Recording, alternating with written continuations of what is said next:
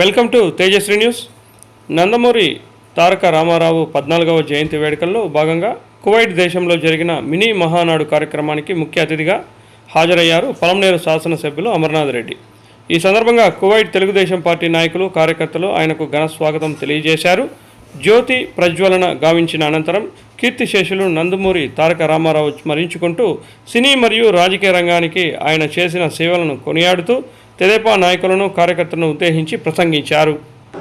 రవినాయుడు గారు, అదేవిధంగా గౌరవనీయులు అన్నమయ్య జిల్లా తెలుగుదేశం పార్టీ అధ్యక్షులు సవాసి ప్రసాద్ గారు,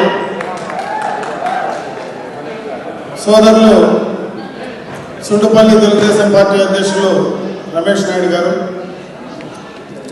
ఎన్ఆర్ఐ టీడీపీ కోయట్కి సంబంధించినటువంటి అధ్యక్షులు వెంకట్ గారు, ప్రభాకర్ రెడ్డి గారు, ఇంకా వేదిక పైనటువంటి వాళ్ళు, ముఖ్యంగా ఈరోజు ఈ కార్యక్రమంలో పాలు పంచుకున్నటువంటి కోయట్ తెలుగుదేశం పార్టీ అభిమానులు వారందరికీ కూడా హృదయపూర్వకంగా నమస్కారాలు తెలియజేసుకుంటున్నాను.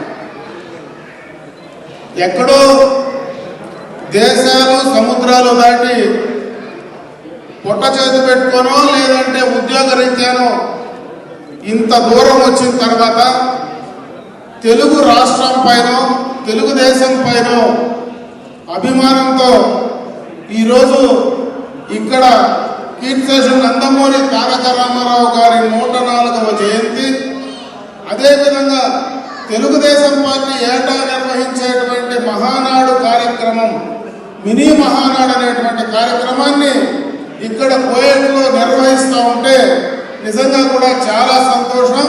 ఏం ఆశించకుండా ఇంత పెద్ద అభిమానులు, ఇంత దూరంలో ఉన్నటువంటి మీకు తెలుగుదేశం పార్టీ కార్యకర్తగా ఖచ్చితంగా చేతులెత్తి నమస్కారాలు తెలియజేయాల్సినటువంటి అవసరం ఉందని చెప్పి నేను భావిస్తా ఉన్నాను. ఈరోజు తెలుగుదేశం పార్టీ వ్యవస్థాపక అధ్యక్షులు కారణ జన్ములు తెలుగుదేశం పార్టీని ప్రపంచ దేశాల్లో ఏ నాయకుడు, ఏ నటనకు సంబంధించినటువంటి యాక్టర్, ఏ రాజకీయ నాయకుడు ఆయన దరిదాపుల్లోకి తీసుకుపోయినటువంటి వ్యక్తిగా ఈరోజు ఈ తెలుగుదేశం పార్టీకి సంబంధించినటువంటి జయంతి కార్యక్రమంలో ఆయన గురించి 2 మాటలు మనం తెలుసుకోవాల్సినటువంటి అవసరం, తెలిసిన భవిష్యత్ తరాలకు దాన్ని తెలియజెప్పాల్సినటువంటి బాధ్యత తెలుగుదేశం పార్టీ కార్యకర్తగానో, నాయకులుగానో, ఎన్టీ రామారావు గారి అభిమానులుగానో మన పైన ఉందని చెప్పి నేను ఈ సందర్భంగా భావిస్తా ఉన్నా. తెలుగువారి ఆత్మగౌరవాన్ని ఆ రోజు ఢిల్లీలో తాకట్టు పెట్టారని, తెలుగువారి ఆత్మగౌరవ నినాదంతో తెలుగుదేశం పార్టీని స్థాపించి 9 నెలల్లోనే అధికారంలోకి తీసుకొచ్చినటువంటి ఏకైక పార్టీ ఈ భారతదేశంలో ఒక తెలుగుదేశం పార్టీ అని చెప్పే సందర్భంగా మీకు తెలియజేస్తా ఉన్నా. ఎందుకంటే భారతదేశంలో నటన నుంచి వచ్చినటువంటి నాయకులు గతంలో ఎన్టీఆర్ గారు పార్టీ స్థాపించారు. ఆయన పార్టీ స్థాపించిన 4 సంవత్సరాలకు ఆయన ముఖ్యమంత్రి అయ్యారు. మొన్ననే అదే తమిళనాడులో తెలుగు ఒక టీవీకే పార్టీని విజయ్ గారు స్థాపించారు. ఆయన కూడా 2 సంవత్సరాల్లో పార్టీ స్థాపించి ఎక్కడ తెలుగుదేశం పార్టీ నాయకుడిగా ఈరోజు ఎన్టీ రామారావు గారు తీసుకున్నటువంటి ఆనాడు ఆయన చేసినటువంటి కార్యక్రమాలు, పార్టీ స్థాపించిన తర్వాత ఆయన ఏదైతే సాధించాడో దాన్ని బీట్ చేస్తాడేమో అని అనుకున్నాం. కానీ ఎన్టీ రామారావు గారిని బీట్ చేసేటువంటి వ్యక్తి ఈ భారతదేశంలో ఇంకా పుట్టలేదు, పుట్టపోనని చెప్పి కూడా ఈ సందర్భంగా నేను తెలియజేసుకుంటున్నా. ఇదే కాదు, ఒక రాజకీయ నాయకుడిగా అనుభవం లేకుండా ఒక నటన ద్వారానే దాదాపు 292 సినిమాలు తీసినటువంటి వ్యక్తిగా ఈరోజు మనకు రాముణ్ణి, కృష్ణుణ్ణి, వెంకటేశ్వర స్వామిని మనం ఎవరు నేరుగా చూడలే. మనకు దేవుణ్ణి చూస్తే, ఎన్టీ రామారావుని చూస్తే ఆ భగవంతుని స్వరూపం కలుగుతుందనేటువంటి విషయాన్ని ఆయన నటనలో రుచి చూపించినటువంటి వ్యక్తిగా ఈరోజు మనం ఒక దైవాంశ సంబుధుడుగా ఈరోజు ఆయన కొనియాడాల్సినటువంటి అవసరం ఉంది. నటనలోనే కాదు, ఆయన ఒక దైవంలో సంబంధించినటువంటి భక్తి కార్యక్రమాల్లోనే కాదు, ఒక సాంఘిక పాత్రలో కూడా ఆయన నటించి ప్రపంచంలో దేశంలో సాంఘిక పరంగా ఉండేటువంటి దురాచారాలను కూడా మరి ఎత్తి చూపినటువంటి సందర్భాన్ని ఒకసారి గుర్తు చేస్తా ఉన్నా. ఇవే కాదు, ఈ దేశంలో సంక్షేమం అనే దానికి అర్థం తీసుకొచ్చినటువంటి వ్యక్తి మొట్టమొదటగా మరి కీర్తిశేషులు నందమూరి తారక రామారావు గారే. 2 రూపాయలకే కిలో బియ్యం ఇవ్వడం, జనతా వస్త్రాలు, అదేవిధంగా ప్రతి ఒక్కరికి పక్కా ఇల్లు నిర్మించేటువంటి ఒక కార్యక్రమాన్ని మొదలు పెట్టిందే ఎన్టీ రామారావు గారు అని చెప్పి నేను ఈ సందర్భంగా గుర్తు చేస్తా ఉన్నా. అదేవిధంగా జనాభాలో సగశాతం ఉండేటువంటి మహిళలను గుర్తించి ఆస్తిలో సమాన హక్కు ఇవ్వడం, రాజకీయాల్లో స్థానిక సంస్థల్లో రిజర్వేషన్లు కల్పించడం, బడుగు బలహీన వర్గాలకు స్థానిక మరి రాజకీయ పరంగా కూడా రిజర్వేషన్లు కల్పించిన ఘనత కూడా ఎన్టీ రామారావు గారికి దక్కుతుందని చెప్పి సందర్భంగా గుర్తు చేస్తా ఉన్నా. ఈరోజు మనమందరం కూడా రాయలసీమ ప్రాంత వాసులం. గతంలో ఎప్పుడు మనం పైన వర్షాన్ని చూసుకొని వ్యవసాయం చేసుకునే వాళ్ళం. ఆయన అధికారంలోకి వచ్చిన వెంటనే అంద్రినీవా కాలేరు నగరి తెలుగు గంగాకు ఎప్పటి నుంచి మూలాలోచన చేసి ఆయన బీజం వేసిందే మరి నందమూరి తారక రామారావు గారు. ఈరోజు అవన్నీ కూడా రైతులకు అందుతా ఉన్నాయంటే దాన్ని పూర్తి చేసిందే తెలుగుదేశం ప్రభుత్వం అని చెప్పి సందర్భంగా కూడా గుర్తు చేస్తా ఉన్నా. ఈ రోజు తిరుపతి చుట్టుపక్కల ప్రాంతాల్లో మనం అందరం కూడా ఉన్నాం. ఈ రోజు మహిళలకు సంబంధించినటువంటి ఒక యూనివర్సిటీని స్థాపించిందే ఎన్టీ రామారావు గారు. ఈ రోజు వైద్య పరంగా మనకు స్విమ్స్ కానీ బర్డ్స్ కానీ మరి ఏషియాలోనే అతి పెద్ద హాస్పిటల్ నిర్మించినటువంటి ఘనత కూడా ఎన్టీ రామారావు గారిదే అని చెప్పే సందర్భంగా నేను గుర్తు చేస్తా ఉన్నా. ఎందుకంటే ఏ మాత్రం రాజకీయ అనుభవం లేకపోయినా పేద ప్రజలకు ఏం కావాలా, రైతాంగానికి ఏం కావాలా, మహిళలకు ఏం కావాలా, యువతకు ఏం కావాలనేటువంటి ఆలోచన చేసింది కీర్తిశేషులు నందమూరి తారక రామారావు గారే. ఆయన్ని ఇటువంటి సందర్భంలో ఈ రోజు 104వ జయంతి ఘనంగా కూడా మనం నిర్వహిస్తా ఉన్నాం.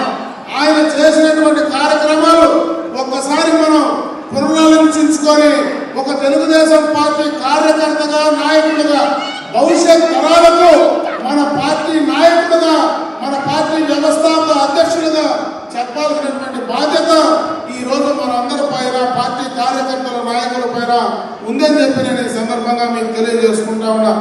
ఆ తర్వాత జరిగినటువంటి పరిణామాలన్నీ కూడా ఇప్పుడే ఇక్కడ సోదరులందరూ కూడా మాట్లాడారు. ఈ రోజు ఆయన తర్వాత చాలా మంది ముఖ్యమంత్రులు వచ్చారు. మొన్ననే 2014-19లో జగన్మోహన్ రెడ్డి గారు ముఖ్యమంత్రి అయిన తర్వాత ఈ రాష్ట్రాల్లో పూర్తిగా కూడా ఒక విధ్వంసమైనటువంటి పాలన జరిగింది. ఎన్టీ రామారావు గారు కానీ, చంద్రబాబు నాయుడు గారు కానీ ఏ రోజు కక్షపూరితతో రాజకీయాలు చేయరా.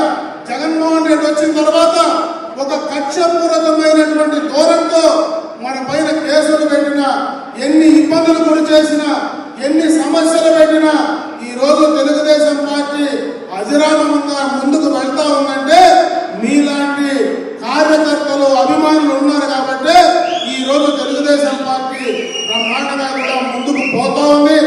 ఆయన ఆశయాలకు అనుగుణంగా ఈ రోజు ఈ ప్రభుత్వం మరి చంద్రబాబు నాయుడు గారు కానీ, లోకేష్ బాబు గారు కానీ ఆయన ఆశయాలకు అనుగుణంగా కూడా ఈ రోజు రాష్ట్రాన్ని ముందుకు తీసుకెళ్తా ఉన్నాం. 2014-19 మధ్య జరిగినటువంటి ఆర్థిక విధ్వంసం వల్ల రాష్ట్రం వెనుకబడిపోతే ఈ 2024లో కూటమి ప్రభుత్వం వచ్చిన తర్వాత పెట్టుబడులు రాష్ట్రానికి తీసుకురావడం జరుగుతూ ఉంది.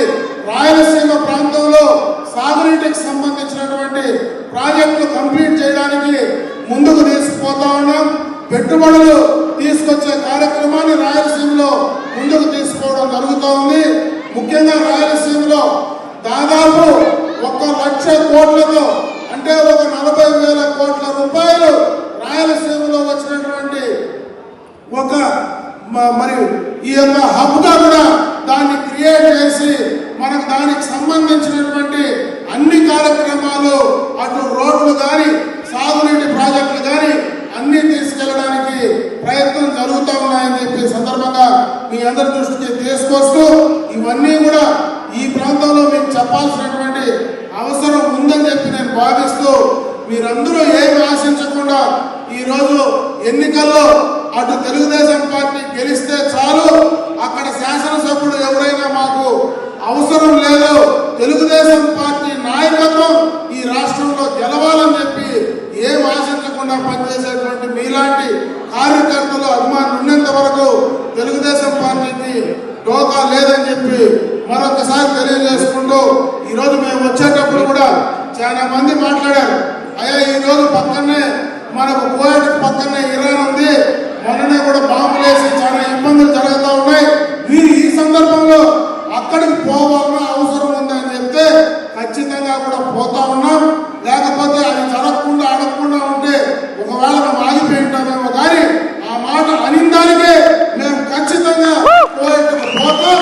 అక్కడ ఉన్నటువంటి వాళ్ళు ఇన్ని జరిగిన మమ్మల్ని ఇంత అభిమానించి పిలిచేటువంటి వాళ్ళు ఈరోజు ఎక్కడ ఏం ఆశించకుండా తెలుగుదేశం పార్టీని మరి ఈ రాష్ట్రంలో గెలవాలనేటువంటి ఒక దృఢమైన నిశ్చయంతో పనిచేసేటువంటి అభిమానులు ఇక్కడ ఉంటే మాకు ఏమీ జరగదు, మమ్మల్ని హక్కును పెట్టుకొని మళ్ళీ కూడా ఎనికి పంపిస్తారనే ధైర్యం ఉందని చెప్పే మేము అక్కడికి రావడం జరిగింది. అప్పుడే రవినాయుడు చెప్పినట్టు మేము వస్తానే ఒక 2 కార్యక్రమాలు అడిగినారు. ఎందుకంటే ఎక్కువ మంది ఇక్కడ ఉండేవాళ్ళు అటు కడప చిత్తూరుకు సంబంధించినటువంటి ప్రాంతం వాళ్ళే ఎక్కువగా 2 జిల్లాల్లో ఉండే వాళ్ళే ఉన్నారు. అక్కడ ఎప్పుడైనా కూడా మనకు డైరెక్ట్ ఎయిర్లైన్స్ ఫెసిలిటీ ఇక్కడికి ఏదైతే అటు దుబాయ్ కావచ్చు, సౌదీ కావచ్చు, కువైట్ కావచ్చు, అన్ని ప్రాంతాల్లో కూడా మన ప్రాంతం వాళ్ళు ఉన్నారు. మనకు డైరెక్ట్ గా దగ్గరలోనే మనకు ఎక్కడైనా అవకాశం దొరికితే మాకు చాలా కష్టంగా ఉంది. ఇంకొక ఇబ్బంది కూడా చెప్పారు, దాదాపు సొంత ఊరు నుంచి అటు చెన్నైకో లేదా బెంగళూరు పోవాలంటే 8 గంటలు రోడ్డు పైన ప్రయాణం ఉంది. ఈ మధ్యలోనే ఒక కుటుంబం అంతా కూడా రోడ్డు యాక్సిడెంట్ లో చనిపోవడం జరిగింది. కాబట్టి దాన్ని లేకుండా నివారించడానికి ఈ రోజు మన ప్రభుత్వం ఇటు ఆ రాష్ట్రంలో కేంద్రంలో కూడా భారతీయ జనతా పార్టీ మోడీ గారి ప్రభుత్వంతో కూటమితో మనం కలిసి పనిచేస్తున్నాం. కాబట్టి మీరు ఖచ్చితంగా చెప్పి చేయమని అడిగితే నేను కూడా నేను వాళ్ళకి చెప్పిన తప్పనిసరిగా రామ్మోహన్ నాయుడు గారికి దృష్టికి తీసుకెళ్ళి మా వంతు ఒక శాసనసభ్యుడిగా నీకు కలిసి ఉండేటువంటి వ్యక్తిగా తప్పనిసరిగా మా వంతు ప్రయత్నం మేము చేసి తీరుతామని చెప్పి ఒకసారి వాళ్ళకు కూడా చెప్పే ప్రయత్నం చేస్తున్నాం.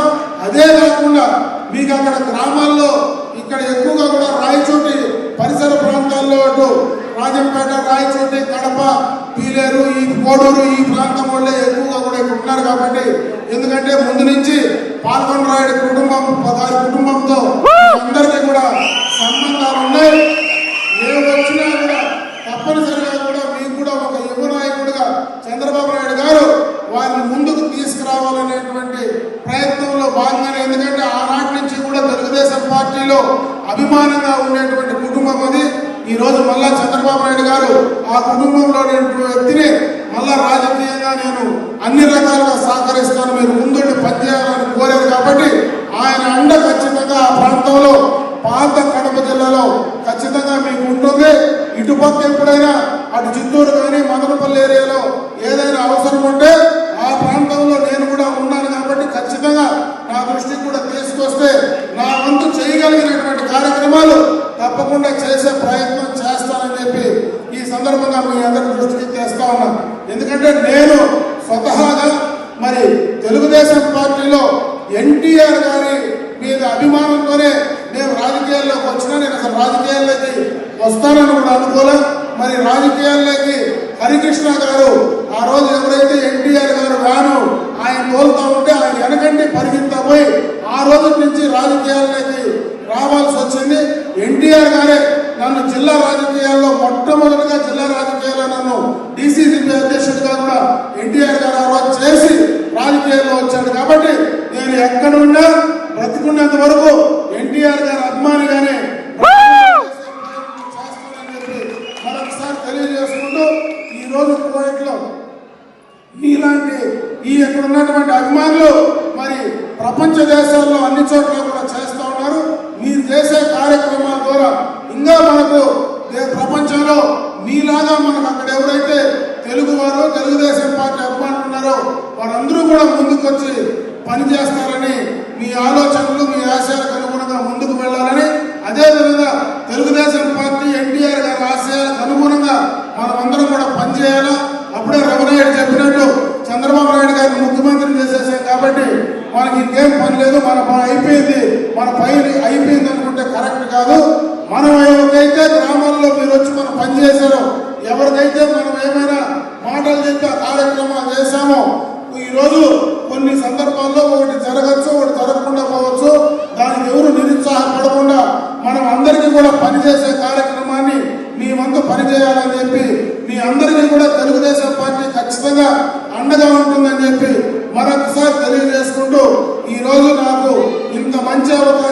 ఈరోజు కోయట్లోకి వచ్చి మిమ్మల్ని అందరినీ కూడా చూసి మీతో మాట్లాడేటువంటి అవకాశం కల్పించినటువంటి ఈ యొక్క కార్యక్రమ నిర్వాహకులు అంటే వెంకట్ గారు కావచ్చు, ఇక్కడ చాలా మంది ఎన్ఆర్ఐకి సంబంధించి, టీడీపీకి సంబంధించి, ఎన్టీఆర్ సేవా సమితికి సంబంధించినటువంటి వాళ్ళందరూ ఉన్నారు.